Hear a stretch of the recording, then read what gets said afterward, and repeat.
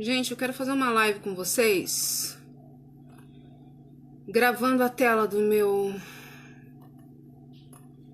computador. Tá uma bosta, eu sei. Mas eu preciso que vocês falem pra mim se vocês estão me ouvindo, pelo menos me ouvindo, tá? Eu não quero aparecer não, eu tô sem saco pra aparecer. Eu quero conversar com vocês apenas. Vocês estão me ouvindo? Responde aí, povo, por favor. Responde aí, vocês estão me ouvindo? Estão me ouvindo, por favor?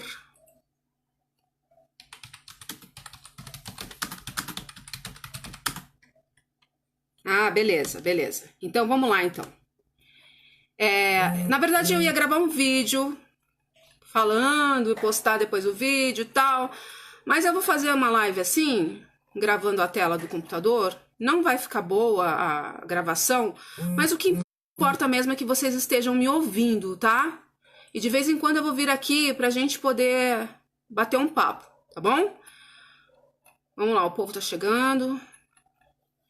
Eu tava aqui fuçando na internet, revoltada como vocês estão também, né? Assim, tentando entender o que tá acontecendo.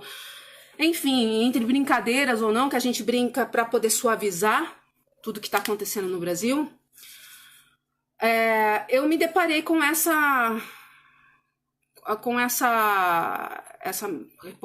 artigo aqui do site da revista Exame, com o marido do Bolsonaro, né, o Paulo Guedes. E esse festival de mentira, esse festival de nada com coisa alguma, entendeu? Que me revolta, que me deixa puta da vida, porque embora o assunto seja complexo e embora realmente pareça que é muito difícil do cidadão comum entender, eles colocam umas mentiras, eles colocam umas coisas assim totalmente distorcidas, totalmente fora, desconectada, fazendo com que as pessoas pensem que isso é a verdade, que isso aqui que vai ser aplicado no Brasil, esse modelo que o marido vai aplicar, é um modelo inédito, é algo novo, é algo maravilhoso, é algo que, entendeu? É algo que o Brasil tá precisando. Não, isso daqui é um continuismo, gente. Eu vou explicar pra vocês, eu peço que vocês fiquem aí, prestem atenção no que eu estou falando, que eu vou explicar, vou tentar explicar da melhor forma possível pra vocês. E aí vocês repassem para as outras pessoas também, sabe? Vamos ter paciência de falar com a jumentada. Eu sei que é difícil, eu sei que eu nem deveria estar chamando essa gente de jumento, mas assim, eles não são jumentos, eles estão passando por um momento de jumentice, digamos assim, sabe? Que tá acontecendo no Brasil.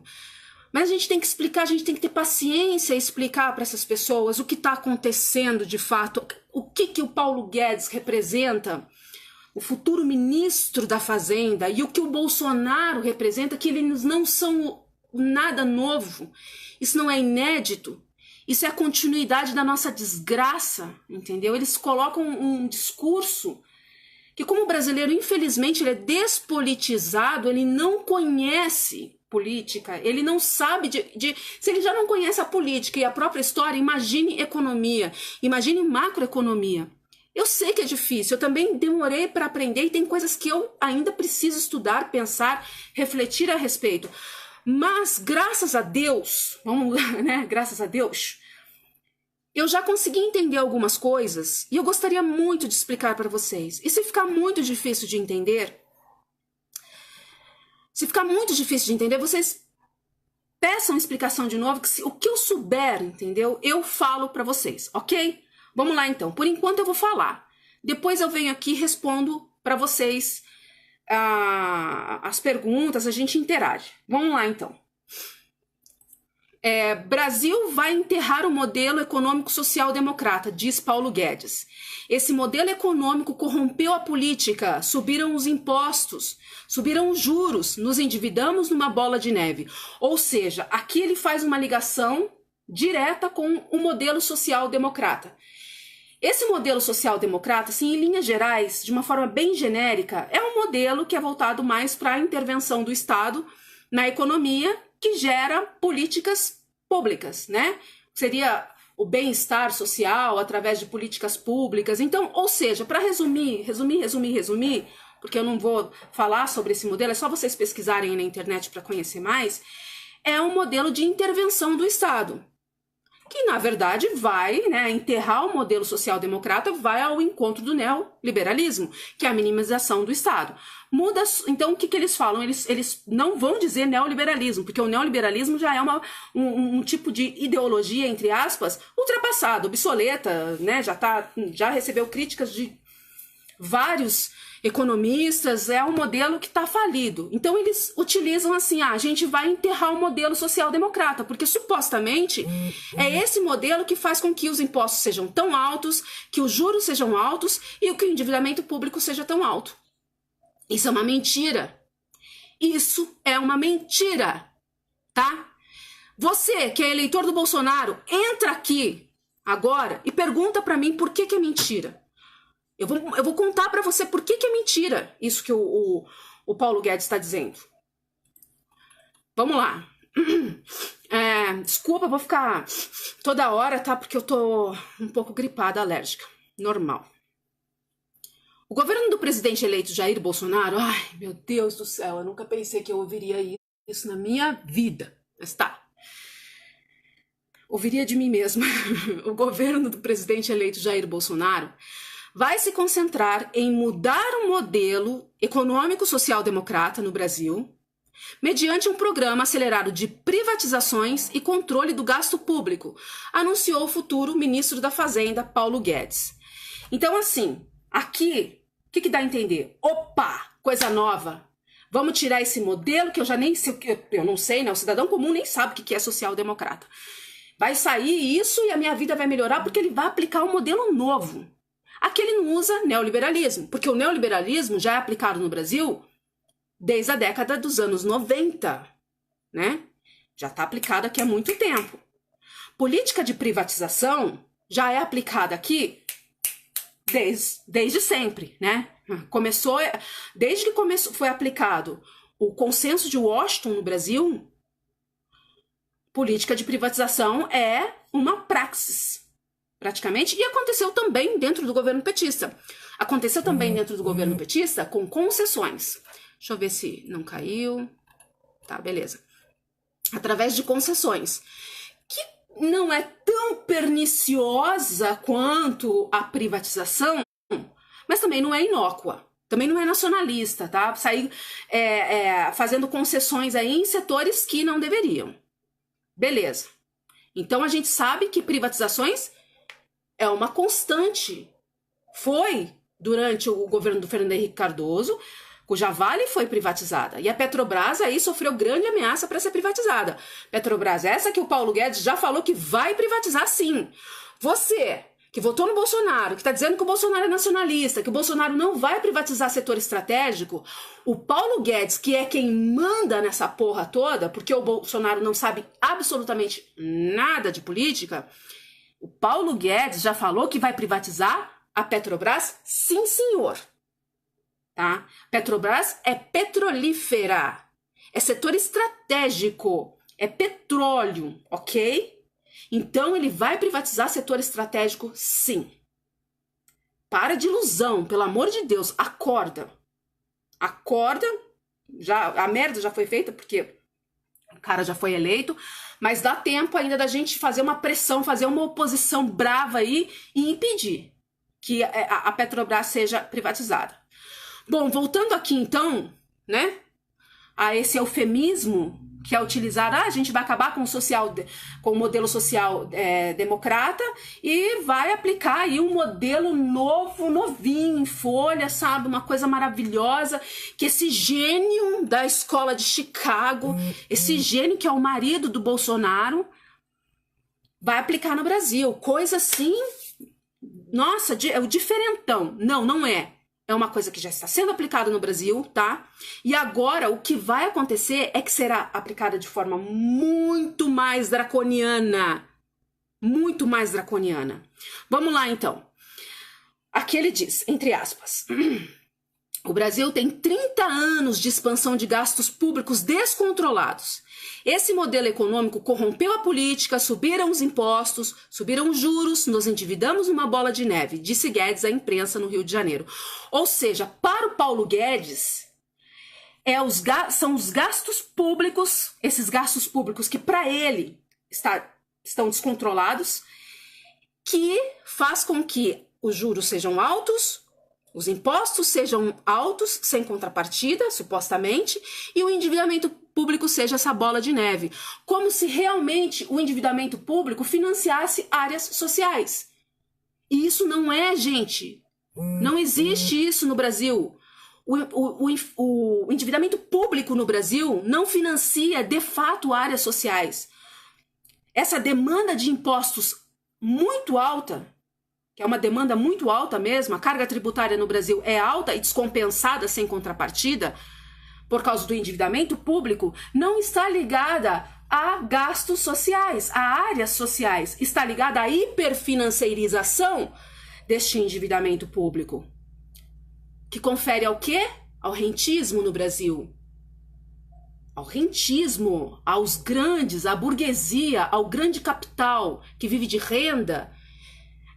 Essa elite nacional que mama nas tetas do hiperfinanciamento do endividamento público, essa elite não produz porque ela não precisa produzir. Basta ela viver de renda, né? Viver de renda, basta ela viver nas tetas do endividamento público. E o que faz o endividamento público ser tão alto? A demanda de gastos públicos, a demanda com áreas sociais. Ou vocês me digam aí se tá certinho, tá bom, se tá indo direitinho. Vocês supostamente acham que tem uma relação, né, endividamento público e áreas sociais? Não. São os juros que são muito altos. Porque nós brasileiros, nós não pagamos a dívida pública, nós pagamos os juros desse endividamento público. São os juros. A dívida continua incólume não, ela continua crescendo cada vez mais. É uma coisa meio doida, sabe? É uma coisa surreal. Então a gente paga mais de 2 bilhões por dia dos juros desse endividamento público. Por quê? Porque os juros no Brasil são muito altos, os maiores do mundo. E por que os juros no Brasil são muito altos? Por causa de gastos públicos? Porque a inflação? Não. Isso daí já foi ultrapassado, sabe? A pessoa o economista, o estudioso, que entende de Brasil de verdade, já comprovou. Juros altos, essa política de controle de inflação no Brasil, não controla a inflação coisíssima nenhuma, porque a nossa inflação, de fato, ela é cambial, ela é, né, por causa do dólar, essa dolarização da economia, dos preços. Então, o que faz com que os juros sejam muito altos no Brasil? É o Bolsa Banqueiro, entendeu? O banco não perde nunca. O banco ele não permite que os juros no Brasil abaixem. E aí eles usam deste argumento de que é para controlar a inflação, para continuar sempre ganhando mais e mais. E não é à toa que em momento de crise extrema, quem está lucrando são os bancos. As elites sempre estão lucrando, enquanto o povo está sempre tomando no toba. Agora, juros altos é política institucionalizada do tripé macroeconômico para controle da inflação. É política que o Banco Central exerce supostamente para controle da inflação. O controle da inflação no Brasil é feito com duas políticas: juros altos, né? E emissão de títulos da dívida pública para controlar o volume de moeda em circulação. No Brasil, o volume de moeda em circulação é muito baixo. Também aí faz parte dessa teia colonial que nos foi imposto goela abaixo, e eu vou contar por quê, né? Como para vocês verem que esse tipo de política no Brasil, econômica, macroeconômica, não tem nada a ver com o social, com o modelo social-democrata, ou supostamente o modelo que o Estado está ali presente, que é o Estado que está perpetrando tudo isso. Não é, porque é coisa que vem de fora, instituição que vem de fora, então não tem nada a ver com intervenção do Estado na economia. Esse modelo de juros altos e emissão de títulos da dívida pública para enxugar a moeda em circulação, pesquisem. Operações compromissadas, também leva o nome de operações de mercado aberto, mas é operações compromissadas em que o Banco Central pega títulos da dívida pública junto ao Tesouro e troca por moeda em excesso, é o que mais onera o Brasil. É com que faz a dívida pública virar a bola de neve que o Paulo Guedes está falando que tem a ver com os gastos públicos descontrolados. Aonde que tem conexão entre gastos públicos? Gente, o que é gastos públicos? Gastos públicos é gasto na educação, a saúde, saneamento básico, segurança. Isso é gasto público. Isso é o que o Paulo Guedes considera o social-democrata, o modelo social-democrata tão nocivo para o país. Mas eu tô falando aqui para vocês que não tem nada a ver uma coisa com outra. Porque os gastos públicos no Brasil não é o vilão da história.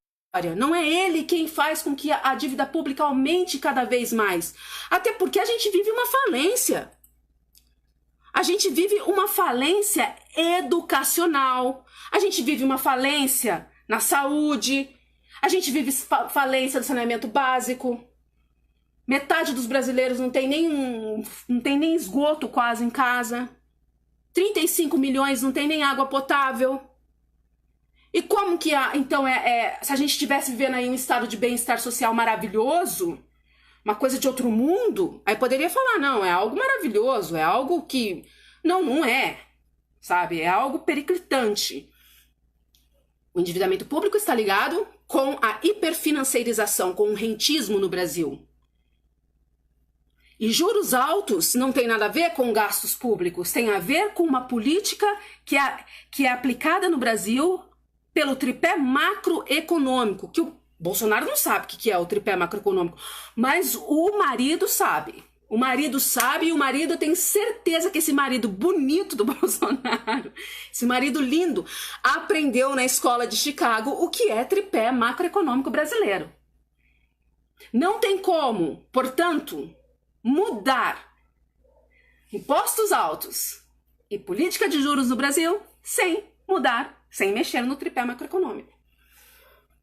Eu corto o meu dedo para vocês, tá? Se ele conseguir baixar os juros no Brasil e abaixar o endividamento endividamento público, eu corto o meu dedo, o meu dedinho torto, eu corto na frente da câmera para vocês. Falo assim, não, ele conseguiu. O cara é um gênio. Ele conseguiu, era realmente os gastos públicos. A gente estava enganado, eram gastos públicos. Então agora eu vou cortar meu dedo aqui. Pá, pronto. Mas isso não vai acontecer. Eu não vou ficar sem o dedinho, não vou ficar igual o Lula. Não vou, porque ele não vai conseguir. E quem elegeu o Bolsonaro não foi o povo. O povo só comprou uma ideia. Quem elegeu o Bolsonaro foi o grande capital. O grande capital que ganha com tudo isso aqui que ele supostamente vai lutar contra para o Brasil poder desenvolver, né? É o grande capital que lucra com isso. Então você acha que o grande capital vai permitir que o Bolsonaro, que o tecnocrata da escola de Chicago, como tantos outros que já tiveram presentes na economia do Brasil, mude essa estrutura? Não. Não há no programa de governo do Bolsonaro nenhuma reforma estrutural. Não há. É o continuismo do neoliberalismo. Controle do gasto público é o que o Michel Temer já está fazendo, gente. É a PEC 95, a emenda constitucional 95, que congela os gastos públicos por 20 anos. O que tem de novo no argumento, no plano de governo do Bolsonaro? Você, eleitor do Bolsonaro, que está aqui me assistindo agora, você que briga aí comigo, que fala, me diz, por favor, pelo amor de Deus, que eu não estou entendendo. O que há de novo? Vocês estão me ouvindo? Parece que parou aqui. Tem um atraso. O que tem de novo no modelo, no plano de governo do Bolsonaro? É a velha ladainha, os gastos públicos descontrolados. Se a gente tirar todos esses eufemismos, significa que você você pobre, paupérrimo, e você, classe média, é quem vai pagar a conta. Porque controle de gastos públicos recai no nosso coro, no coro de quem precisa. E num país tão desigual como o Brasil, nós temos necessidade de ter política social, de ter um social desenvolvimentismo, sabe? Eu não vou fazer coro aqui, corroborar 100% com essa esquerda que discute políticas públicas o tempo todo. Porque eu acho que o social desenvolvimentismo ele tem que caminhar ao lado do nacional desenvolvimentismo. Tem que ser algo concomitante. E só assim o país pode ser soberano de fato. Então eu não vou fazer coro com uma esquerda que o tempo todo...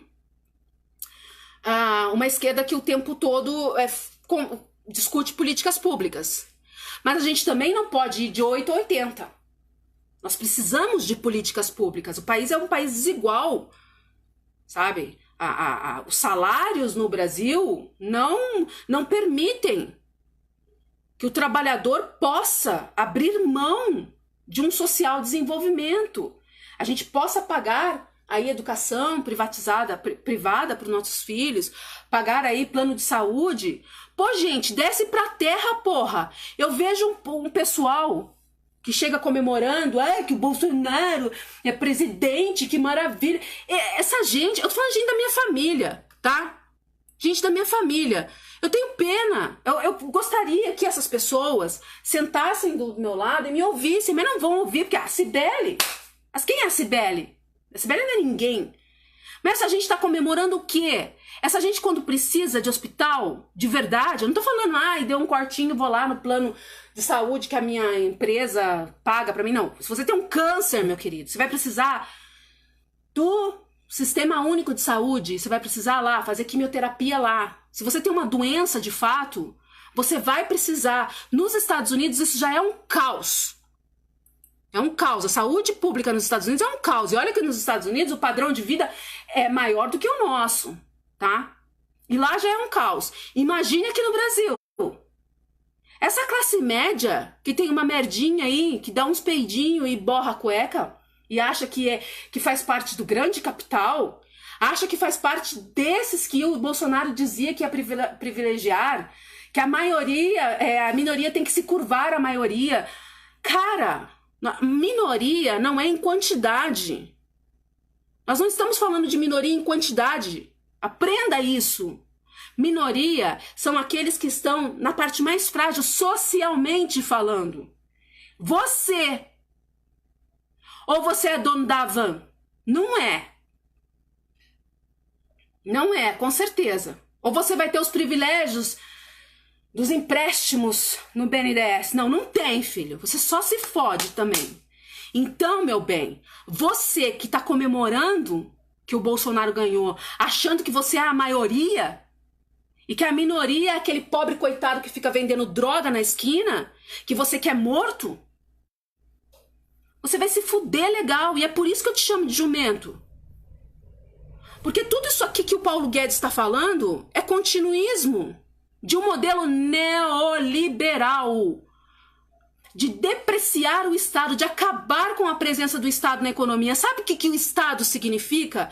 O Estado somos nós, de fato, porque é o Estado que viabiliza, políticas sociais. Não tem como. A iniciativa privada não cabe a ela isso, tá? E se você tira o Estado, fica o quê? Iniciativa privada, que nem é nacional, cá pra nós. A iniciativa privada nacional, ela é incipiente, ela é formada por uma elite, por uma casta que vive do rentismo, esse rentismo que eu falei pra você, mamando nas tetas do endividamento público, não produz, vive de grandes impérios e é completamente subserviente ao grande capital e aos Estados Unidos, principalmente. Olha lá os dois jegue da JBS, já passaram praticamente o setor da carne para os Estados Unidos. Essa gente é assim, fez isso aqui, essa gente dá tudo, dá a mãe, dá o pai, dá o cu, desculpa, mas dá o cu para os Estados Unidos, para essa elite estadunidense. Ficou azul. Não sei por que tá azul isso daí. Tá horrível. Eu quero mais que vocês escutem o que eu tô falando, tá? Então, ou seja, o modelo do Paulo Guedes não tem nada a ver com gastos públicos. Controlar, congelar gastos públicos não vai dar jeito em nada, porque não há conexão. Gastos públicos não têm conexão nenhuma com juros altos, impostos sem contrapartida, impostos descontrolados e com o endividamento público. Isso é pra gente burra. Eu chamo qualquer um pro debate. Vem aqui nos comentários agora falar o que tem a ver. O que tem a ver os gastos públicos que você precisa, tá? Você precisa de hospital. Você não vai no SUS? Se você ficar com câncer nessa sua boca, ou em qualquer outro lugar, no dedo que você tá ali teclando, bolsomito, enfim, qualquer porcaria que você faz aí pra... Você vai pra onde? Você vai pro hospital privado? Não tem como. Quimioterapia é muito caro, gente. Aí todo mundo que tem câncer vai pro SUS, vai pro Sistema Único de Saúde pra se tratar lá. E essa gente tá batendo palma para uma política que diz que vai privatizar tudo, que tem controle de gastos públicos, que vai controlar os gastos públicos. Que não há nada de novo nisso, né? É a PEC 95, a PEC que foi feita pelo Michel Temer. Você que odeia o Michel Temer, que acha que o Michel Temer cagou. Caminhoneiro, esses caminhoneiros que saíram na rua aí, pararam tudo, gritando contra o Michel Temer. Cara, acorda pra vida, meu. O modelo econômico do Paulo Guedes, do marido do Jair Bolsonaro, é o modelo econômico do Michel Temer. É idêntico. Controle de gastos públicos é PEC 95. E não vai abaixar imposto coisíssima nenhuma. Ainda mais se privatizar a Petrobras. Você tá achando que vai abaixar a gasolina no Brasil se privatizar a Petrobras? Quando isso? Como isso? Não faz sentido as coisas que vocês falam. Sabe? Não tem conexão com a realidade, gente. Por quê? Porque o brasileiro, ele é analfabeto. Infelizmente, eu digo isso com dor no meu coração, porque é meu povo. É o povo que eu amo. Mas é um povo completamente analfabeto. É um povo que vive aí... É como o Darcy Ribeiro fala. E eu postei aqui hoje pra vocês, ó. Postei hoje aqui pra vocês, quer ver? Deixa eu achar aqui, ó. A crise da educação no Brasil não é uma crise, é um projeto. E é um projeto justamente para que o brasileiro diga amém para todas essas coisas desconectadas da realidade, esses argumentos, sabe, o Jair Bolsonaro jamais seria presidente num país em que o povo pensasse, em que o povo questionasse, em que o povo entendesse o que significa, como é a estrutura do nosso endividamento público, se o povo soubesse o que é operações compromissadas, se o povo soubesse por que os juros são tão altos. E outra coisa, vamos voltar aqui que eu fiz uma digressão, mas eu quero voltar porque eu quero explicar para vocês que o modelo social-democrata não tem nada a ver com isso aqui que o Paulo Guedes está dizendo, porque não é através da intervenção do Estado na economia que nós temos uma economia aí malograda, que nós temos uma economia, enfim, ruim, uma economia que não nos desenvolve, uma economia tão onerosa para o povo, para o empreendedor, etc. e tal. Não é. Por quê? O tripé macroeconômico, que o Jair Bolsonaro não sabe o que é e que seus eleitores também não sabem o que é, mas o Paulo Guedes sabe porque ele estudou com certeza, o tecnocrata, esse sistema, né, foi imposto pra gente, foi imposto por uma instituição estrangeira. Não foi um governo do Fernando Henrique que falou assim, bom, agora nós vamos aí fazer um projeto e vamos passar pelo Congresso e nós vamos mudar a macroeconomia do país. Não foi, tá? O tripé macroeconômico foi imposto goela abaixo pelo Fundo Monetário Internacional. Poucas pessoas falam disso, porque é um tabu. O Fundo Monetário Internacional no Brasil está presente, sim. O Lula pagou, mas o Lula pagou, mas não se desconectou com o Estatuto do Fundo Monetário Internacional. O método do FMI em todos os países, tá? Que emprestam dinheiro do Fundo Monetário Internacional é de intervir na economia. E o Fundo Monetário nada mais é do que, nada mais confere a ele do que viabilizar o tal neoliberalismo, o tal consenso de Washington. É isso, certo? Para o consenso de Washington acontecer, para o neoliberalismo acontecer, precisa de uma praxis dentro da macroeconomia. E quem que faz isso? O Fundo Monetário Internacional. Porque quando os países recorrem a empréstimo do Fundo Monetário Internacional, ele diz, a gente empresta, mas a gente vai dizer o que vocês vão ter que fazer. É agiota, gente. É agiotagem. Isso é agiotagem. Mas é uma agiotagem bonita, né? O Fundo Monetário Internacional. Esse Fundo Monetário Internacional não é internacional porra nenhuma. Porque os maiores acionistas do Fundo Monetário Internacional, do FMI, esses acionistas são o Tesouro dos Estados Unidos, tá? O Tesouro dos Estados Unidos que está na mão de um conglomerado, as famílias, o que o Cabo da Ciolo chama de Illuminati, é esse conglomerado detentor do Tesouro dos Estados Unidos e do Banco Central, né? Que ali é tudo quase a mesma coisa. Esse conglomerado, eles são os maiores acionistas dentro do Fundo Monetário Internacional e do Banco Mundial, tá? E foi o FMI que mandou goela abaixo do Brasil e de todos os países, da Argentina também, se tiver algum argentino aqui, sabe? A desgraça da Argentina é o Fundo Monetário Internacional. Aqui, ó, acabei de falar e vim aqui e li o Luigi falando, o sistema político vai ser igual na Argentina. Sim, por que é igual na Argentina? Por que é igual a outros países também? Agora o Chile também, tá? Porque a direita ganhou no Chile. A direita ganhou no Chile com a presença do Banco Mundial manipulando dados do governo anterior, que era de esquerda. Senão, a direita não tinha ganhado. O Banco Mundial manipulou dados e reconheceu. A imprensa reconheceu isso, a imprensa divulgou isso, mas não adiantou nada, ninguém fez nada, a direita venceu e as eleições não foram dadas como fraudadas, né? Enfim, é assim que eles fazem mesmo. O Banco Mundial e o Fundo Monetário Internacional são tentáculos dos Estados Unidos, do imperialismo dos Estados Unidos. Quando eu digo imperialismo dos Estados Unidos, gente, eu tô colocando também no mesmo saco a Inglaterra, a França, porque na verdade, mais a Inglaterra, tá? Porque na verdade, os detentores dessas nações ocidentais, eles são os mesmos, tá? O banco lá, o Banco de Londres, o banco inglês e o Fed norte-americano, eles estão sob a mesma égide. Aí vocês vão dizer, mas é teoria da conspiração. Não, não é teoria da conspiração.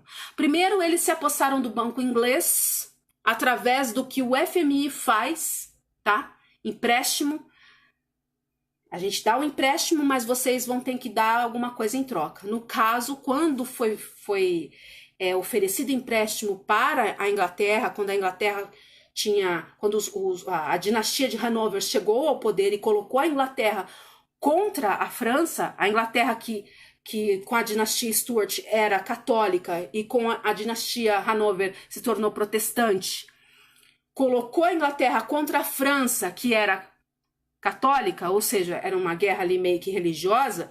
Quando isso aconteceu e a Inglaterra ficou aí quebrada, eles quem? Aí vocês vão dizer assim, os sionistas, os Illuminati. Bom, aí não vou entrar nesse mérito. Um dia a gente faz um vídeo falando sobre isso.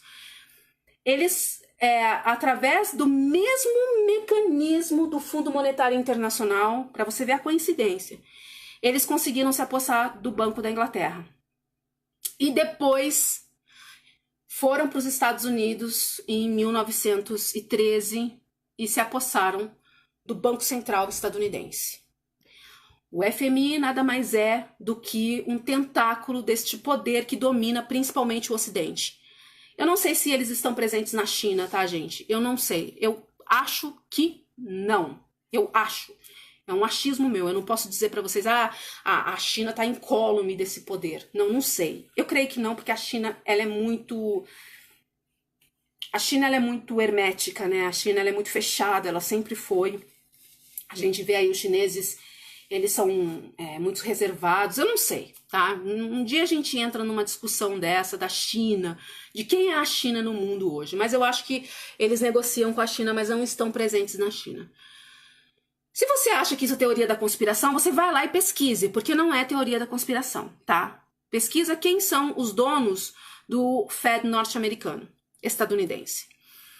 E então foi o Fundo Monetário Internacional que estipulou política de juros altos no Brasil, fazendo com que o endividamento público crescesse. E mais, dentro desse tripé macroeconômico, não tem meta de desenvolvimento, não tem meta para o social. Não, gente, como que a gente vive numa social-democracia? Como esse imbecil fala que o culpado é o modelo social-democrata, como que a gente vive nesse modelo se não tem meta na nossa macroeconomia, meta para áreas sociais? Não tem. A nossa única meta econômica no tripé macroeconômico é o pagamento dos juros da dívida pública. Por isso que a gente tem que fazer superávit para pagar o endividamento público, os juros da dívida pública. Não é para investir em educação, não tem. Pesquisa, pelo amor de Deus, vai lá e pesquisa. Se tem meta para educação, para saúde, para saneamento básico, para ciência e tecnologia, não tem. Não tem, tá? Então, como que a gente vive dentro de um modelo econômico social-democrata, voltado ao bem-estar social, a presença do Estado na economia, se tudo aqui é estipulado por estrangeiro? Como? Meu, acorda pra vida, isso não existe. Isso aqui é uma mentira, isso aqui é uma ilusão. É uma ilusão de quinta, como diz o Neil Dorix, né, de quinta categoria. Sabe, esse ultraliberalismo, nem existe liberalismo no mundo, para começar, né? Os países desenvolvidos não são liberais.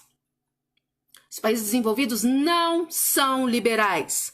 Eles customizam um liberalismo século XIX, sabe? É uma coisa tão que você não consegue entender. Aí pra gente, eles empurram o quê? Neoliberalismo. Pra gente, eles empurram o quê?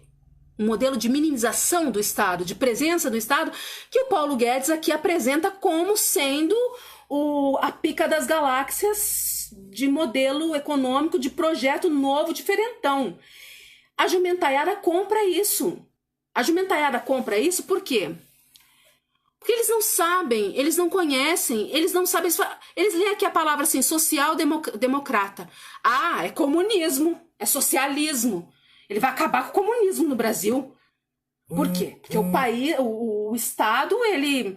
Uma vez eu estava conversando com uma moça na internet e ela falou que o Brasil é um país socialista porque o Estado, ele é detentor, ele fica com todos os recursos em mãos.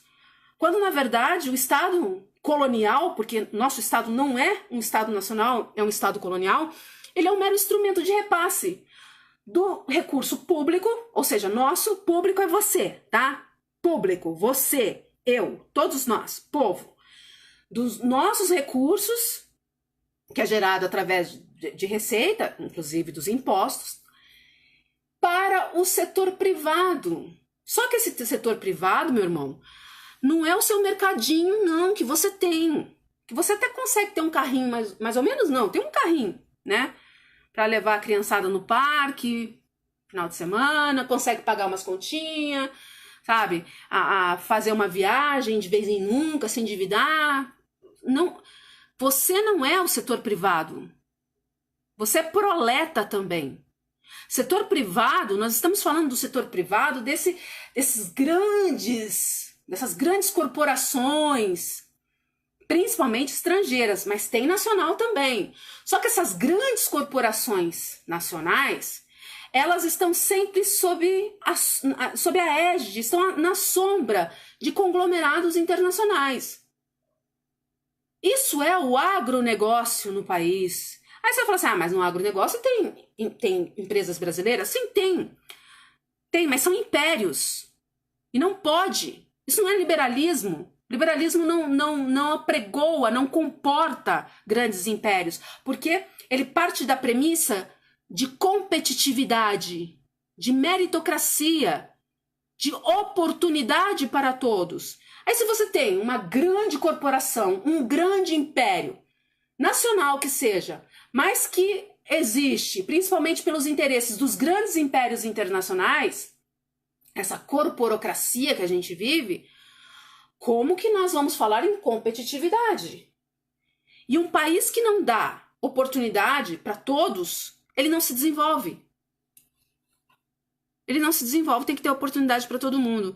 Então, gente, indiferente de se você gosta ou não do seu vizinho, se você gosta ou não da sua situação financeira, de depender de SUS, de depender sei lá do quê, você é pobre, cara. Tu é pobre. Você precisa, não vem com essa de, o comunismo, socialismo no Brasil. Que socialismo? Tem então agora educação pública, ter saúde pública, agora é socialismo? Não fala bosta. Você nem sabe o que é socialismo. Você nem sabe o que é comunismo. Sabe? Fica esse fantasma que não existe. E esse fantasma que não existe acaba extraindo as pessoas disso aqui, ó. Desse tipo de argumento. Aí no final da matéria, aqui, Guedes antecipou as primeiras medidas econômicas de Bolsonaro, que vai assumir o cargo, blá, blá, blá, blá, vão se concentrar no controle de gastos públicos. Sabe o que significa isso aqui? Vão se concentrar no controle de gastos públicos. Luísa Tossati, você tá me ouvindo, Lu? Adoro você, trabalhei com você, adoro você. Só que você tem que entender uma coisa, minha querida. Concentrar no controle de gastos públicos significa, no nosso, legal. Esses exames que você faz, que você fazia bastante na época que nós trabalhávamos juntas, que você fazia da mão, do pulso, né, da bursite, não lembro direito, isso daí é feito pelo Sistema Único de Saúde. A partir do momento que tem um discurso que controle dos gastos públicos, significa menos dinheiro para esses exames seus. Entendeu? É isso. Concentrar no controle do gasto público significa assim, pobre filho da puta, classe média, você vai pagar a conta. E aí, por fim, né, ele fala aqui, para isso, agora ele vem com para isso ainda, vem com mais uma mentira, completamente desconectada de tudo isso que ele falou. Para isso, acrescentou, precisamos de uma reforma da Previdência. A reforma da Previdência que não é também inédita não, tá? Não é aquela reforma inédita que vai fuder com tudo, não. É a reforma da Previdência pelos moldes da reforma proposta pelo Michel Temer, que vai pegar na tua aposentadoria, tá? Na tua, pobre, porque rico não tá me ouvindo. Então eu vou falar pra tua, porque eu sei que rico não fica no Facebook ouvindo live das pessoas, é só a gente que quer uma explicação melhor, a gente que tá aí indignado, fudido, mal pago. Os grandes estão viajando, estão na Disney, estão na casa do caralho, mas não estão no Facebook. Então, a reforma da Previdência é no teu toba, não é no toba do juiz, tá? Porque a reforma da Previdência, aos moldes do Michel Temer, não vai pegar grandes pensões de políticos, não vai mexer nessas benesses dos políticos, que o Ciro Gomes, inclusive, fala bastante, né? Que ele renunciou, ele não quis receber por ter sido por ter ocupado cargos públicos, foi governador, foi prefeito, foi deputado federal, ele não quis receber uma espécie de pensão, um dinheiro que ele teria direito, porque ocupou esses cargos, de 82 mil, ele não quis.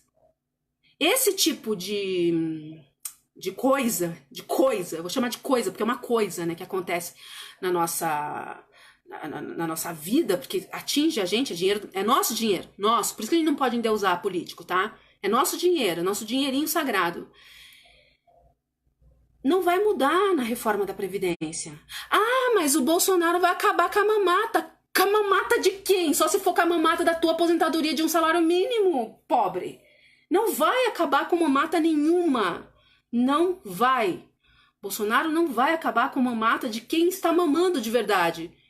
Porque você, o dono do mercadinho, o vendedor lá de pão, sei lá quem, lá que vende coxinha, Isso aí não tem mamata nenhuma, é só tomar no cu dia e noite. Esses vão continuar e vai ser pior ainda, porque um governo que se pauta nesse tipo de discurso nulo de social desenvolvimento é um governo extremamente draconiano, extremamente severo para os pobres, para a pobretaiada, que ontem estava soltando fogos. É como o dinossauro soltar fogos porque o meteoro tá vindo e vai extingui-los. É algo surreal.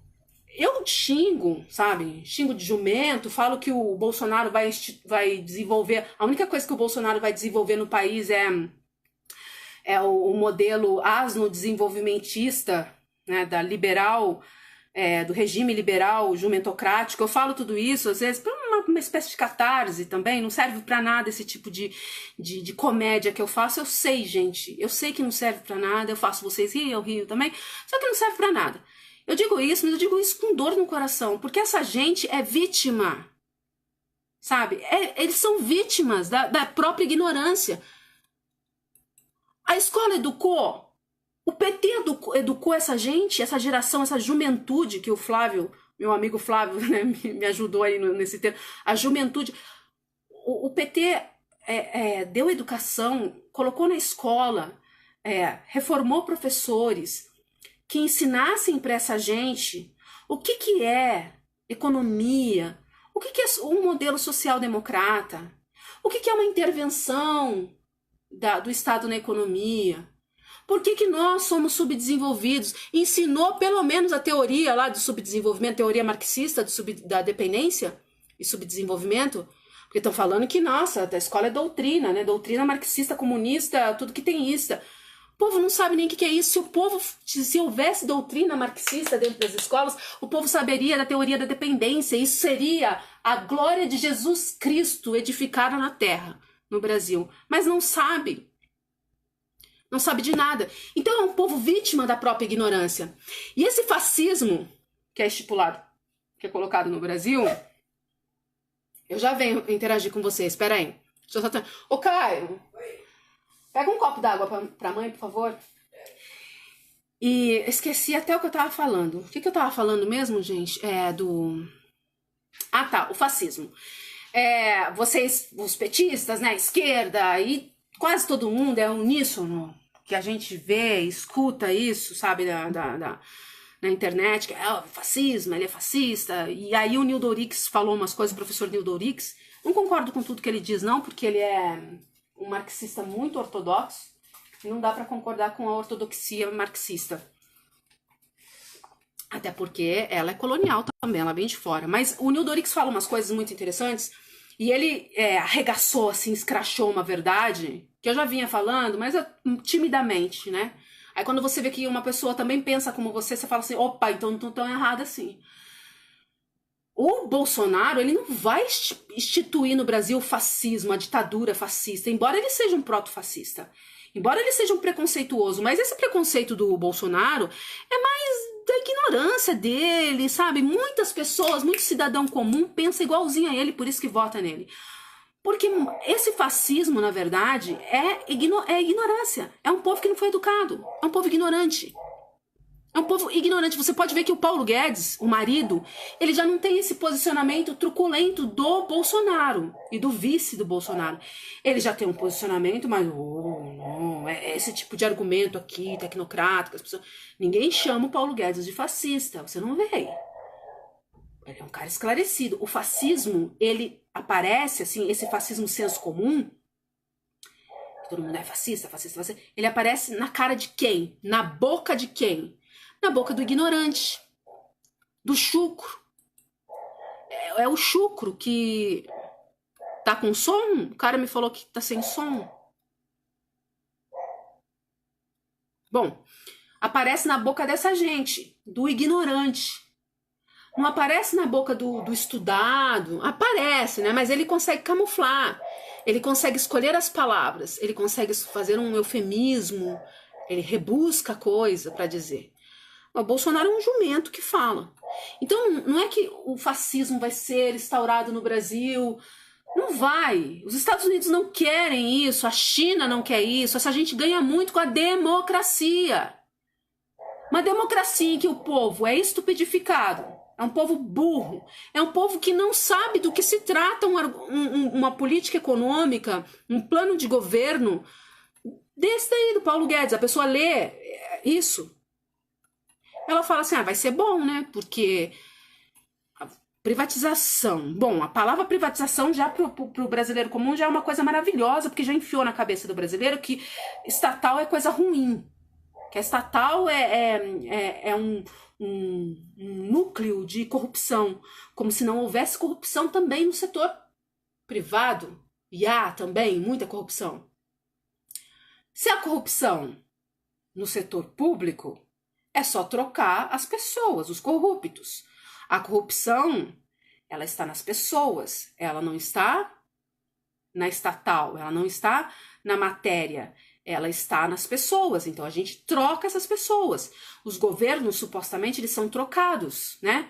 Eu não sei quem comentou aqui no meu Facebook que PT queria o Estado grande, porque o PT ia ficar... tipo, o PT seria o Estado, sabe?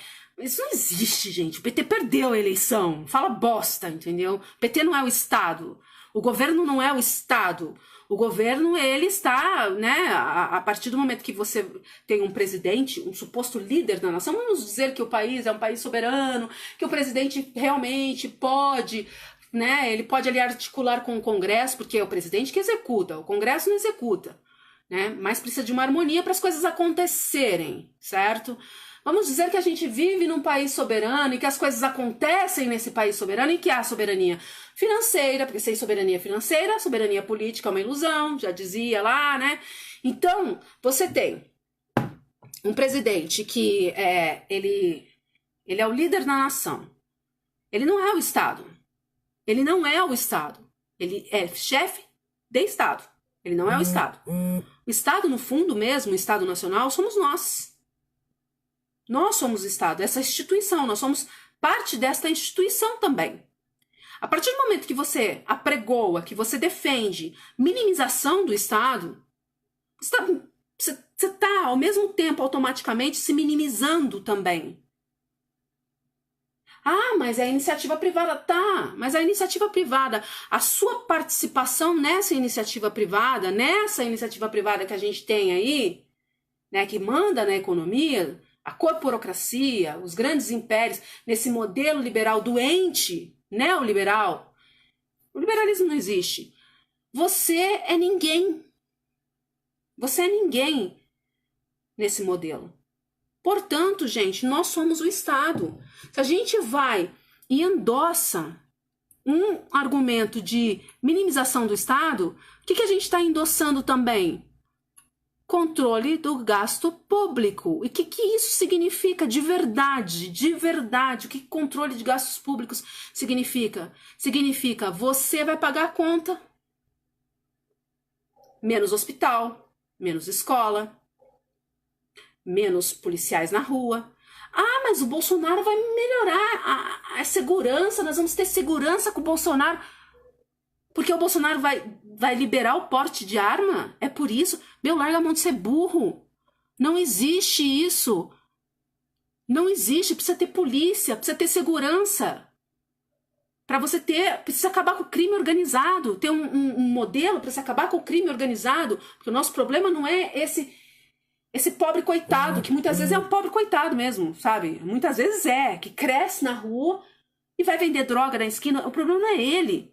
Que muita gente, muito aí cheirador de cocaína, compra droga da mão desse pobre coitado, que é aviãozinho, e depois vem dizer bandido bom é bandido morto. Bandido bom é bandido morto. Eu odeio esses noinha, eu odeio. Mas vai lá e compra cocaína do noinha. É uma hipocrisia, sabe? Pô, como é que um filho da puta desse, me desculpa, como é que um filho da puta desse consegue deitar na cama e dormir e escrever uma merda dessa depois no Facebook, que bandido bom é bandido morto?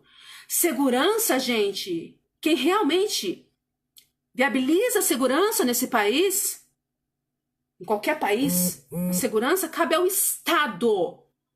É polícia bem remunerada, Esses policiais estão batendo palma pro Jair Bolsonaro. O policial, vocês têm algum policial aqui que está me assistindo, me ouvindo? Controle do gasto público significa controle do teu salário, cidadão. Acorda pra vida, meu.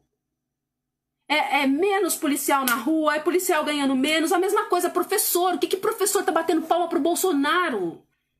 Tem, não são muitos, mas tem professor que bate palma pro Bolsonaro. Controle do gasto público é o teu salário. É o teu salário.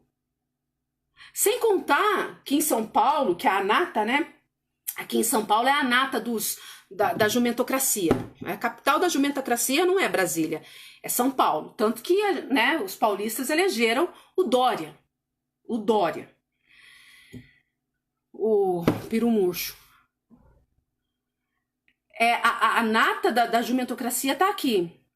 E aqui é onde se paga os piores salários, assim, se você for comparar, que aqui é o capital financeiro do Brasil, né? Supostamente, o Estado industrializado. Gente, aqui paga-se muito mal o salário do professor. O piso do professor em São Paulo está aí por volta de 2.000, 2.500. No Maranhão, eles conseguiram elevar para quase 5.000 isso daí.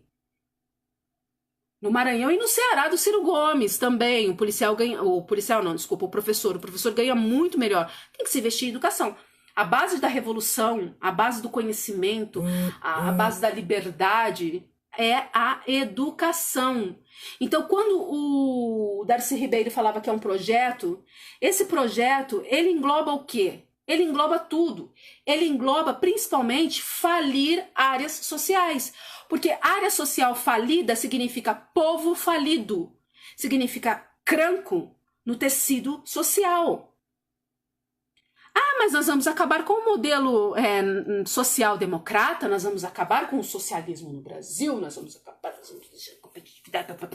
esse pacote de lixo, de bosta que eles enfiam na cabeça das pessoas. As pessoas nem entendem de verdade.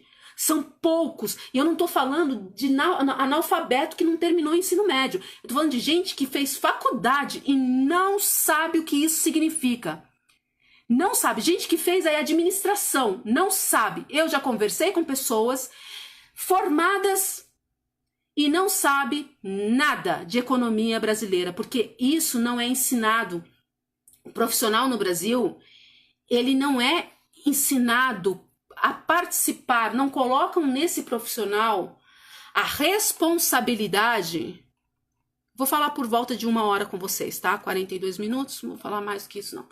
Não colocam na cabeça do profissional que ele tem uma responsabilidade social, que o médico ele tem uma responsabilidade social, o dentista tem uma responsabilidade social, né? O advogado. Se as universidades ensinassem isso também, a responsabilidade, o peso social que todos nós temos na participação do Estado, na participação da vida, que nós somos sócios nessa sociedade, e que esse argumento de competitividade, que eu tenho que passar por cima da cabeça do meu vizinho para eu ser feliz, para eu ter mais, isso é ridículo. Não existe isso, gente. Para eu estar bem, meu vizinho tem que estar bem, o outro tem que estar bem, todo mundo tem que estar bem. Se todo mundo estiver bem, eu também estou bem. É assim, sócio, sociedade de sócios, né? E aí eles enfiam na cabeça da gente através dessas igrejas, essas igrejinhas que antes o estabelecimento era um boteco e agora virou uma igreja. E essas igrejinhas neopentecostais que estão aí pululando no Brasil, invasão ideológica dos Estados Unidos, tá?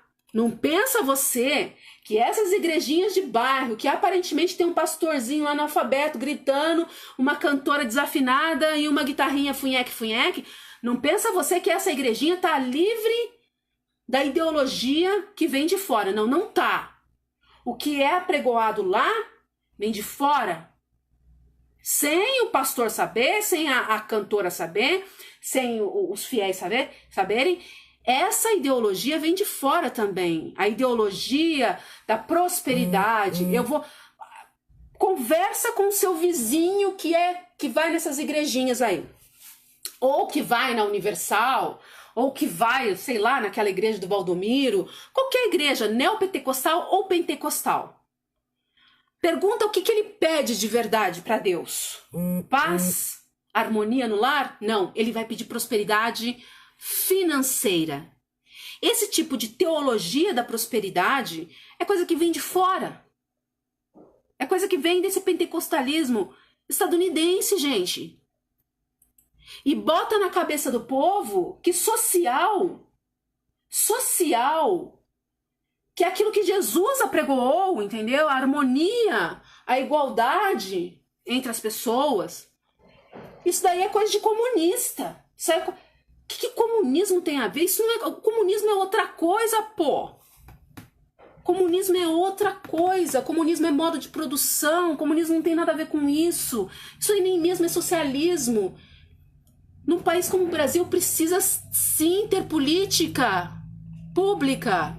Precisa sim ter um social desenvolvimento. Esse negócio de controle de gasto público para baixar endividamento, para baixar juros, isso é balela. Quem assistiu desde o começo entendeu o que eu quis dizer com isso. Não tem conexão nenhuma. Controle de gastos públicos com essa hiperfinanciarização da nossa economia que nos onera tanto. Não tem a ver uma coisa com outra. Não tem. Ok? Não tem. Cansei. Falo pra caramba, né? Peraí. Agora eu vou ler os comentários. Eu vou coisar a página aqui para poder ler os comentários.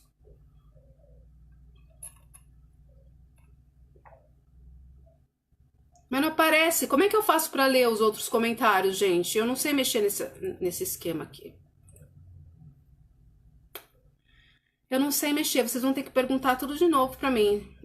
Dá um ok aí se tá passando direitinho, se vocês estão me ouvindo. Façam as perguntas agora nos comentários, porque eu não sei mexer direito nesse ao vivo, nessas exibições ao vivo. Eu sou meio... E eu não sei aonde que aparece aqui para eu ver os antigos comentários. Os comentários não aparecem. Enfim, droga. Vamos ver isso aqui, então. Qualquer um pode virar um bandido com uma arma na mão.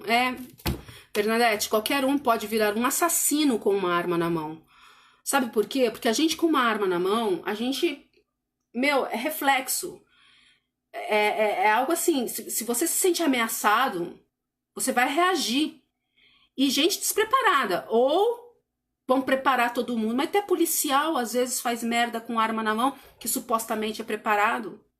Qualquer um, é do ser humano. A arma é pra gente preparada, não é pra pobre coitado. Até porque pobre coitado também não vai ter arma, né? O que vai facilitar é o acesso da arma para quem já quer fazer mal. Isso vai facilitar. E muito. Pro cidadão de bem, se cidadão de bem ter uma arma em casa não vai adiantar coisíssima nenhuma, sabe? Você imagina, né? Um assalto dentro do ônibus, eu com uma arma, o outro com uma arma, o outro com uma arma, o outro com uma arma, e todo mundo sacando a arma, e o bandido com a arma, e o motorista com arma também. Você imagina, né? Que coisa maravilhosa. Festival de bala. Gente, arma mata, tá? Não machuca, arma mata. Faltou conscientização do povo brasileiro. Eu não sei porque não tá aparecendo comentário aqui pra mim, gente. Não tá. Não vou poder interagir com vocês. Bom, o que eu queria realmente passar pra vocês é isso. É sobre essa matéria aqui da Revista Exame, no site da Revista Exame. E desmistificar isso aqui, porque...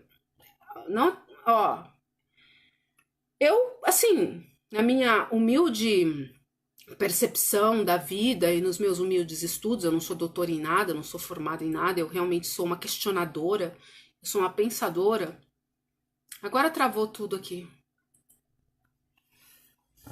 Deixa eu ver. Agora travou tudo. No meu humilde saber...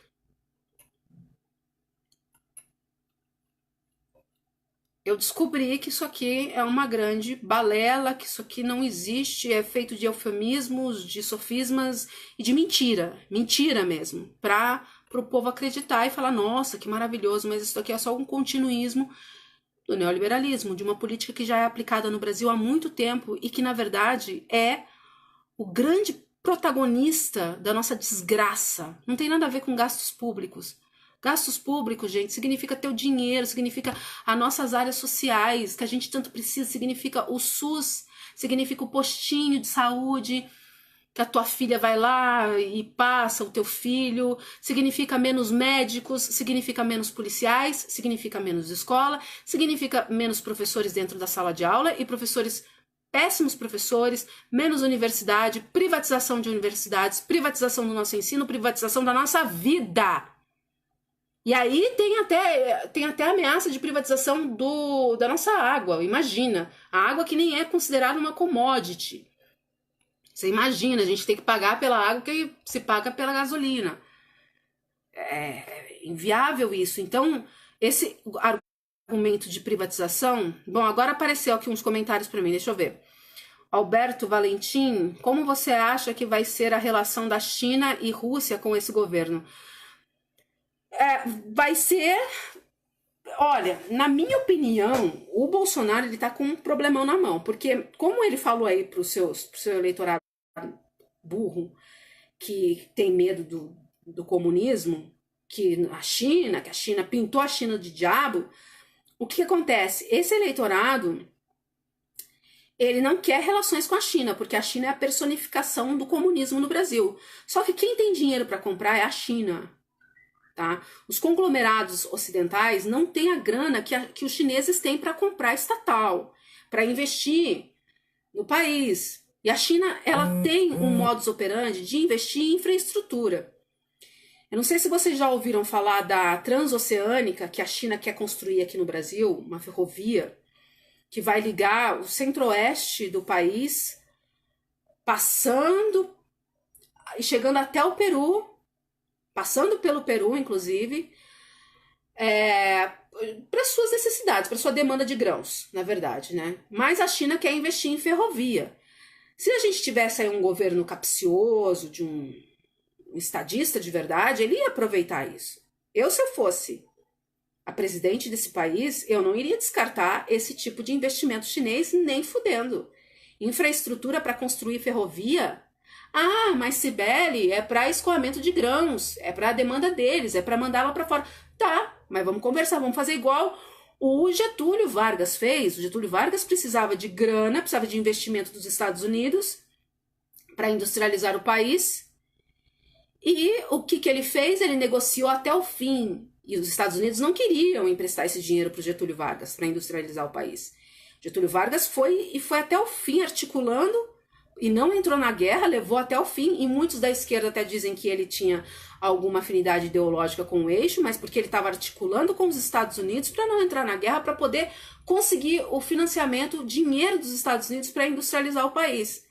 Estados Unidos, eles nunca, o investimento, o capital estadunidense não entra para desenvolvimento algum, tá? Capital estadunidense entra através do Fundo Monetário Internacional e do Banco Mundial, e que vem as suas intervenções a reboque. E a China não tem isso, cara. A China, a gente não pode jogar a China no mesmo saco do imperialismo estadunidense, mas a China também é muito poderosa, é um país que está aí disputando a hegemonia global. Disputando a hegemonia global, não, é um país da hegemonia global, dos 5 países que controlam as finanças e o militarismo do mundo, tá? Ela é a nova potência mundial, já reconhecida pelo próprio Fundo Monetário Internacional desde 2014. A China já é a maior potência mundial, já é o polo econômico do mundo, já é um dos países que mais tem patentes no mundo. A China é quem tem grana, tá? Então, se a gente não se proteger, eles vão entrar com tudo. Pode ter certeza. Porque eles precisam fazer isso para poder manter a industrialização deles e manter a liderança. É assim que funciona o capitalismo, tá? Só que a China não é igual aos Estados Unidos, porque a China se pauta por princípios. E os Estados Unidos nunca se pautaram por princípios para sua política exterior. Pelo contrário, faz parte da política de segurança nacional dos Estados Unidos, a busca por recursos naturais dos outros países. Faz parte, isso é legítimo, é institucionalizado. Os presidentes assinam documentos, sempre quando eles chegam ao poder, eles assinam documentos que corroboram esse tipo de política exterior que está assentada em constrangimento, militar inclusive, tá? Para conseguir ter acesso aos recursos naturais das outras nações. É assim que funciona. A China não. A China já tem um método diferente que se pauta por 5 dos 10 princípios da Conferência de Bandung.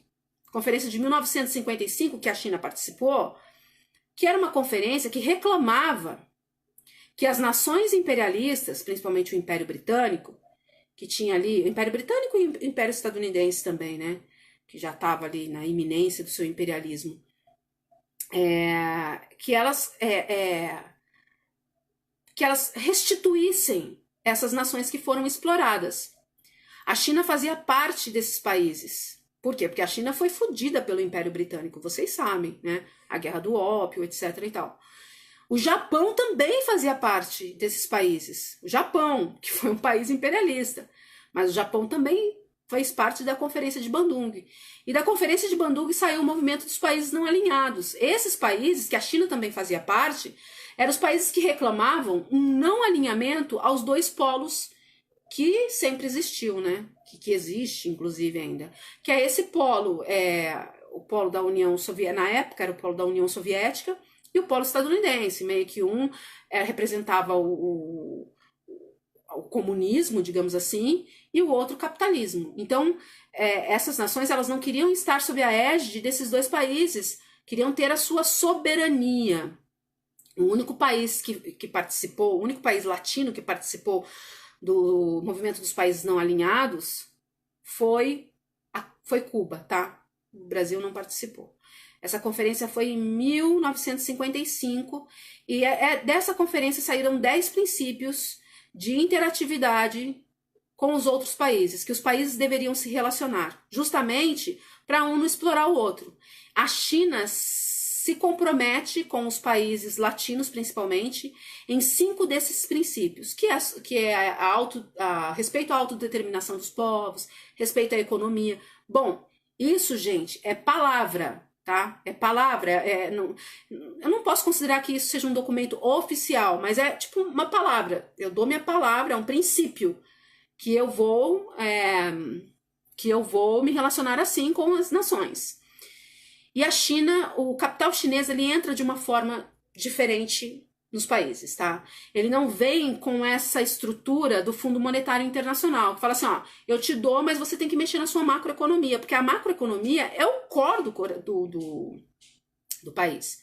É a macroeconomia que dita o desenvolvimento, que dita as políticas públicas, que dita tudo. Tudo. Por isso que o Paulo Guedes, o marido do Bolsonaro, ele é tão importante. Por isso que o ministro da Fazenda é tão importante. E ele é um conselheiro, né, econômico. Conselheiro não, porque não dá para aconselhar um jumento. Ele, na verdade, é quem pensa, né, aí no programa, principalmente econômico do Bolsonaro. O Bolsonaro não pensa. O Bolsonaro abre aquela boca de lixo dele, daquele cérebro esgotado dele, só fala bosta, entendeu? O Bolsonaro não pensa. E a macroeconomia, então, é tudo no país. A China, ela não interfere na macroeconomia do país. O Banco dos BRICS, o Banco de Desenvolvimento dos BRICS, não teria essa metodologia que tem o Fundo Monetário Internacional e o Banco Mundial, o BIRD. O Banco Mundial também é do mesmo jeito, são tentáculos dos Estados Unidos. Eles financiam, mas tem alguma coisa por trás. E o Banco Mundial, ele não é como, assim, não vem como o Fundo Monetário Internacional, tipo, impondo, né, um estatuto. Então, você tem que fazer isso, você tem que fazer isso na tua economia para você receber empréstimo. Não, o Banco Mundial vem com um outro modo mais doce, sabe? Recheado de açúcar, mas a podridão é a mesma. O âmago da coisa é a mesma. O Banco Mundial vem com orientação. Qual seria essa orientação? Orientação de políticas públicas, e ficou na frente agora que eu vi. orientação de políticas públicas. O Banco Mundial ele retira os países de fazer uma reforma estrutural. Eu já falei para vocês. E ele mexe muito na educação, tanto que tem alguns países que consideram o Banco Mundial como o Ministério da Educação, porque eles pautam a educação daquele país. No Brasil também, tá? Se vocês pesquisarem aí, a presença do Banco Mundial na educação, tem bons artigos falando a respeito. A própria reforma agrária, não sei se vocês já ouviram falar da reforma agrária assistida pelo mercado, orientação do Banco Mundial, que não permitiu o PT de fazer a reforma agrária que nós precisamos.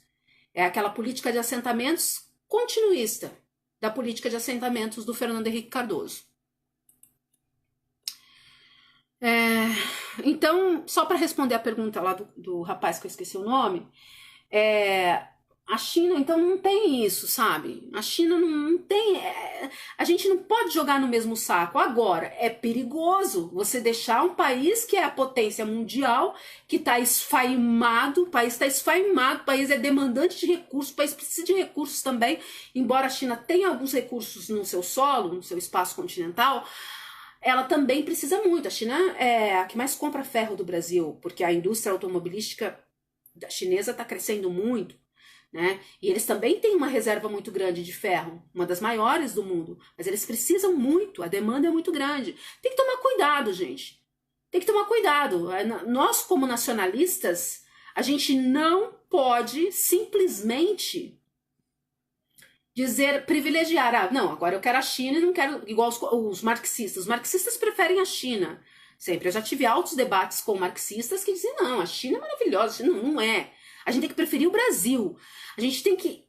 Qualquer país que seja o reino de Jesus Cristo, que desça na terra e fala assim, eu vou comprar o seu setor estratégico. Não. Nós vamos ter uma interatividade de interdependência comercial e financeira. Ponto final. É assim que tem que ser. É assim que tem que ser, tá? O Macron, presidente lá da França, reestatizou um estaleiro francês. Por quê?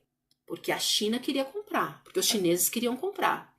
Esses países são países soberanos, são países que prezam a soberania, não permitem invasão de nenhum outro país, tá? Dessa forma.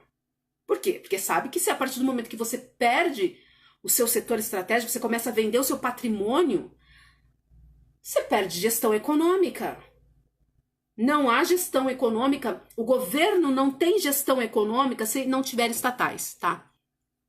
Não existe isso. Qualquer governo que apregoe privatização, ele está abrindo mão da sua gestão na economia.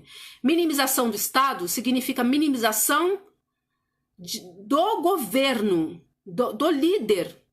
Você vai lá e vota no fulano de tal. O fulano de tal é chefe de Estado. O Estado é minimizado? Ué, então a gente deveria votar em algum conglomerado privado, certo? Democracia é essa, a gente deveria então votar em tal conglomerado que vai governar o país.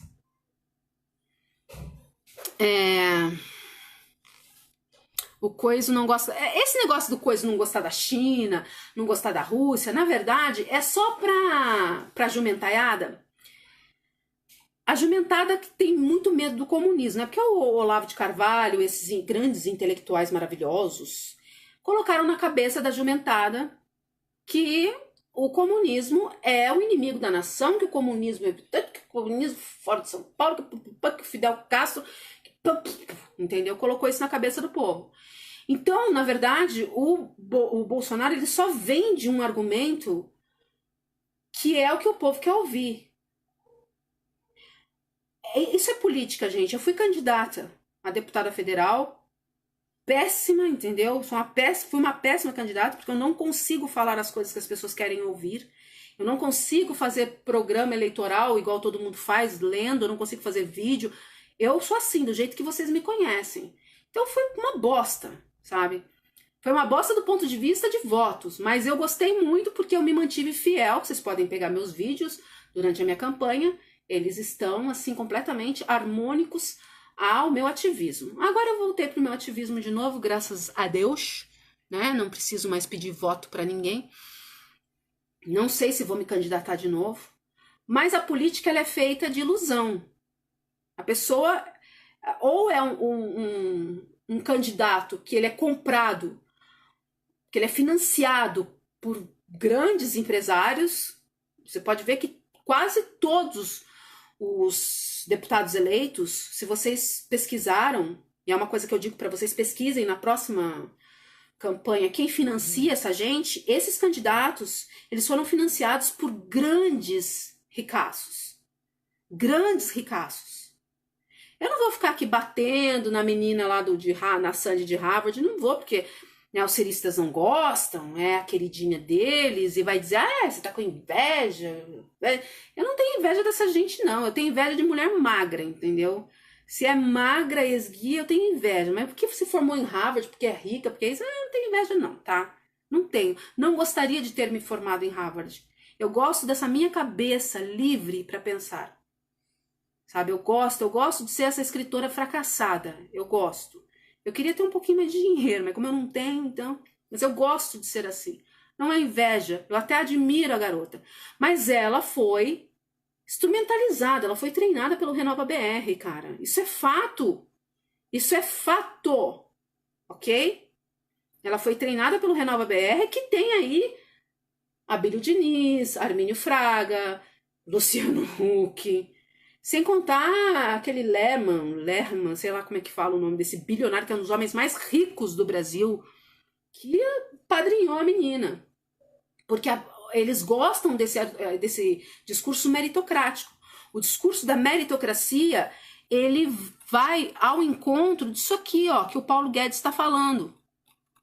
Sabe? Acabar com um movimento social-democrata no Brasil. Por quê? Porque política social é para sustentar vagabundo, supostamente. Ué, a menina lá não conseguiu sair da periferia, não foi para Harvard, não virou doutora? Por que você não consegue, vagabundo? Como se fosse fácil assim, né? Isso é um caso em 1 milhão. E os candidatos, eles são financiados, ou eles são financiados por esse poder, né? Pela casta, pela elite nacional. Ou são assim, ou são esses boçais, tipo o ator pornô, que também deve ter sido financiado. Eu não vejo que o Alexandre Frota tenha conseguido chegar à política com tantos votos simplesmente pelas merdas que ele falava. Ele deve ter sido apadrinhado também. Política é isso. E o Bolsonaro, então, solta isso, essa coisa de comunismo, do antipetismo, do PT comunista, porque o povo gosta de ouvir isso. O povo gosta de ter um inimigo para ele destilar ódio. É o livro lá, 1984, do George Orwell, né? O Goldenstein, que era o inimigo que não existia, e o povo ficava babando ódio no inimigo que não existe, quando na verdade o inimigo é o sistema, era o próprio partido Grande Irmão. Mas isso também tá na esquerda, tá? O fascismo que a esquerda pinta também não existe. Embora o candidato seja um proto-fascista, o nosso vilão é o entreguismo. É o neoliberalismo. O neoliberalismo ele é nazista, tá? Ele tem essa performance do nazismo, porque as relações de poder estruturantes da geopolítica dos países, desses países que são do centro do capitalismo, é racista. É racista. Isso é racismo, tá? Os países de maioria branca, aí você tem a China que corre por fora, mas como eu falei da conferência de Bandung, a China já reclamou também, né, um passado de ter sido dizimada pelo imperialismo. O Império Britânico extremamente racista. Racista. Escravizava os povos pela cor da pele. Os romanos não faziam isso, gente. Os romanos, eles escravizavam, iam lá, né, conseguiam subjugar aquele povo, escravizavam aquele povo independente da cor da pele. O Império Britânico não, isso vem do Império Britânico, essa estrutura de poder racista, nazista, vem do Império Britânico, que na verdade foi comandada por... Na verdade, se você for pesquisar, você vai ver que essa dinastia Hanover, ela é germânica. Mas enfim, isso aí é outro assunto que um dia a gente conversa a respeito. Então, o sistema estruturante mundial, geopolítico, é racista. Um livro que eu recomendo que vocês leiam, que fala disso também, é o Japão que Sabe Dizer Não. E nesse livro o autor diz: os Estados Unidos jogaram as bombas na gente porque nós somos japoneses. E eles são racistas. Revistas racistas. Ou seja, o fascismo, o nazismo, né? Eu gosto de usar mais essa palavra nazismo. Ele faz parte da interatividade, da estrutura. Não é algo conjuntural que nós estamos vivendo aqui no momento. Não, faz parte. E esse neoliberalismo é extremamente preconceituoso, estipula clivagem social. Enfim, isso existe, faz parte do sistema. Nós não vamos viver isso. Mas a democracia, o enlatado dos Estados Unidos, está dentro dessa atmosfera. Não acredito mesmo, sabe, Não acredito mesmo que nós vamos entrar num regime fascista, ditadura. Não vai, porque para os Estados Unidos, para a China, é muito bom do jeito que tá. Ai, gente, eu já falei por 1 hora. Tá muito bom o papo. Eu gostei muito de fazer essa live com vocês, tá? Mas eu vou parar por aqui. Eu não tô respondendo as perguntas de vocês porque quase não aparece pra mim, ó. Aparecem, eu não consigo ler as antigas. A Hillary sionista, mas o Trump também, tá? O Trump não é... Eu tô respondendo aqui a Bernadette. O Trump, ele não é ortodoxo. O Trump, o discurso dele é pró-Israel, entendeu? Foi pró-Israel, é pró-Israel, tanto que os Estados Unidos legitimam todas as megalomanias de Israel e continuam fazendo isso através do Trump. Não era só a Hillary, não. O Trump também. É que o povo adora comprar um e santificar um e demonizar o outro. Na verdade, Hillary e Trump muda o pinico, tá? O conteúdo é o mesmo. A grande maioria dos brasileiros não sabem o que é nacionalismo, são difíceis... Vou fazer o seguinte, gente, muita gente perguntando pra mim o que é o nacionalismo, o que o nacionalismo representa. Eu vou fazer o seguinte, eu vou fazer uma live com vocês, assim, eu vou separar uns textos meus, inclusive, também, vou deixar tudo bonitinho aqui nesse computador, e aí a gente vai conversar sobre o nacionalismo, ok? Eu vou contar pra vocês o que é o nacionalismo de verdade, o que é a praxis nacionalista, a consciência nacionalista, e não essas coisas aí que as pessoas ficam pintando. O nacionalismo, ele é a única saída da gente, tá? É a única saída. Então, para a próxima live, nós vamos falar sobre nacionalismo, ok? Me cobrem. Ou eu faço aparecendo na câmera, se eu não tiver afim, se eu tiver muito porra louca, que é o caso de hoje... Eu não vou aparecer, mas aí eu gravo aqui a tela do computador. O que importa é o que eu tô dizendo, não importa vocês verem a minha cara ou não, importa o que vocês estão, assim, ouvindo, certo? Olha, beijão pra vocês, adorei conversar. Pena que eu sou meio lerda ainda pra ficar acompanhando os comentários. Mas aí eu vou ver se eu melhoro, eu vou praticar mais. É praticando que a gente aprende, certo? Então fazer outras lives de outros assuntos, sobre outros temas, e aí eu vou ficando cada vez melhor nessa vibe, ok? Obrigada, meus amigos. Tecna Zoeira. Boa noite, Isa. Brigadão, adorei estar com vocês. Pena que não sei ainda interagir melhor com vocês, mas vou aprender, tá? Tchau, tchau, beijo.